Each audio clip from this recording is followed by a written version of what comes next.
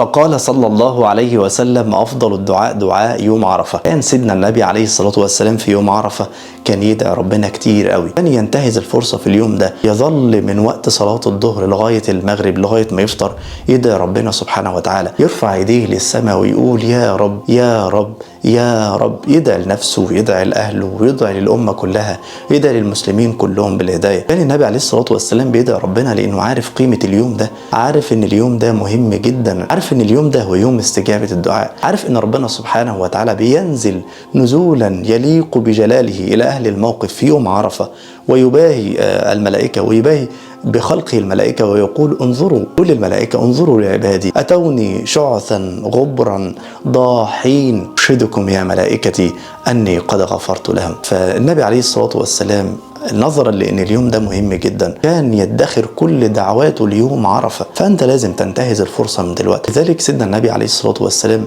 عشان تعرف أن النبي ما كانش يضيع ولا لحظة في اليوم ده ولا دقيقة في اليوم ده. كان سيدنا النبي عليه الصلاة والسلام راكب على الناقة بتاعته، فاللجام أو الحبل بتاع الناقة بتاعته يقع من إيديه سيدنا النبي عليه الصلاة والسلام. فيعمل إيه سيدنا النبي؟ لأنه مش عايز يضيع لحظة ولا يضيع دقيقة من اليوم ده، يظل يدعو بإيد واحدة والإيد التانية تجيب الحبل. ما قدرش النبي عليه الصلاة والسلام إنه يجيب الحبل أو اللجام بإيديه الاتنين، لأنه مش عايز ينشغل عن الدعاء، مش عايز أي حاجة تقطعه عن الدعاء، مش عايز حاجة تقطعه عن صلته بالله عز وجل، لأنه عارف إن كل لحظة وكل ثانية وكل دقيقة في اليوم ده هي مهمة جدا للدعاء لله عز وجل. فبإيد واحدة يجيب اللجام وبإيد التانية يدعي ربنا سبحانه وتعالى. فده دليل إن اليوم ده هو يوم استجابة الدعاء. عشان كده النبي عليه الصلاة والسلام قال: أفضل الدعاء دعاء يوم عرفة. وقال صلى الله عليه وسلم: خير الدعاء دعاء يوم عرفة. محتاج إيه؟ محتاج إيه أكتر من كده؟ إن النبي عليه الصلاة والسلام يقول لك ويبين لك إن يوم عرفة ويوم استجابة الدعاء. عايزك تعمل إيه؟ عايزك إنك تحدد لنفسك خطة في يوم عرفة، إنك تحدد لنفسك هتعمل إيه في يوم عرفة. ما تخليش اليوم ده زي أي يوم. طيب تعالوا نشوف كده الخطة اللي إحنا ممكن نعملها في يوم عرفة. أولا أنا عايزك تفضي نفسك في اليوم ده، يعني مش عايز نفسك تشغل نفسك بأي حاجة إطلاقا في يوم عرفة. عندك شغل، عندك أي حاجة، اعمل أي حاجة قبل يوم عرفة.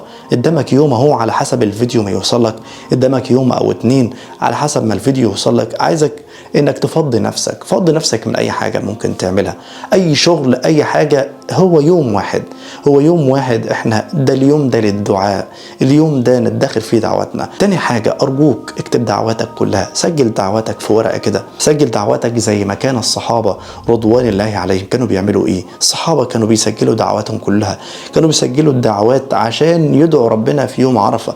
مش عايزك تيجي في يوم عرفة وتنسى، لا أنا عايزك تكتب كل الدعوات اللي انت عايز تدعي ربنا سبحانه وتعالى بيها. ادعي ربنا، اكتب بقى ايه، اكتب كل الدعوات عايز ربنا سبحانه وتعالى. إذا كان مسك مرض تدعي ربنا بأنه يشفيك، تدعي ربنا لأهلك، تدعي ربنا لأسرتك، تدعي ربنا للمسلمين، تدعي ربنا أنه ينصر الإسلام والمسلمين في كل مكان.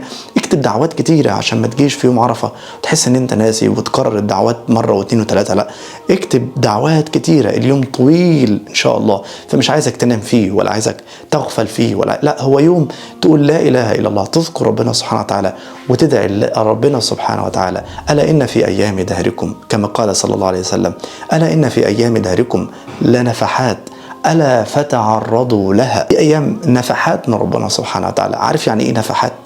يعني هدايا وعطايا من الله عز وجل، إكرام ومنة من الله سبحانه وتعالى، إن الأجر فيها مضاعف، إن الثواب فيها مضاعف.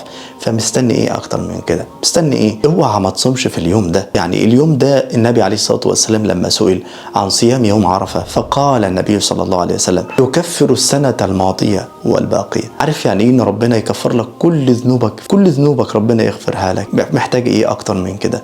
كلنا عندنا ذنوب وكلنا عندنا معاصي وكلنا عندنا آثام، مفيش حد فينا ما بيذنبش. فاحنا محتاجين لرحمة ربنا ومحتاجين ان ربنا يغفر لنا في هذا اليوم. فاليوم ده لازم نصوم. حرام انك تمشي في يوم عرفة تلاقي واحد بيشرب سجاير او واحد فاطر او واحد. ليه يا جماعة؟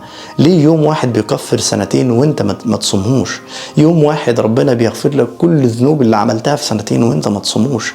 ربنا بيغفر الذنوب. توب بقى لربنا في اليوم ده. وما يعمل سوءا او يظلم نفسه ثم يستغفر الله يجد الله غفور رحيم. ربنا دايما بيغفر الذنوب. قل يا عبادي الذين أسرفوا على أنفسهم لا تقنطوا من رحمة الله إن الله يغفر الذنوب جميعا إنه هو الغفور الرحيم. لو أنكم لم تذنبون لذهب الله بكم ولا أتى بأقوام يذنبون فيستغفرون. ومفيش حد فينا ما بيخطئ، مفيش حد معصوم من الذنب والمعصية إلا سيد الخلق وخاتم الأنبياء والمرسلين سيد العالمين النبي عليه الصلاة والسلام. أسأل الله عز وجل أن يغفر لنا وللمسلمين. اللهم اغفر لنا وارحمنا وعافنا واعف عنا واشف مرضانا يا رب. لا تدع لنا في هذا اليوم الكريم المبارك لا تدع لنا ذنبا إلا غفرته ولا هما إلا فرجته يا رب. نسألك ونتضرع إليك في يوم عرفة ألا تدع لنا ذنبا إلا غفرته ولا هما إلا فرجته ولا دينا إلا قضيته ولا مريضا إلا شفيته ولا عاصيا إلا هديته ولا تائبا إلا قبلته ولا تائبا إلا قبلته ولا غائبا إلا سلمته ولا مكروبا إلا فرجته ولا مكروبا إلا فرجته ولا طالبا إلا وفقته ولا حاجة إلا ويسرتها يا أرحم الراحمين.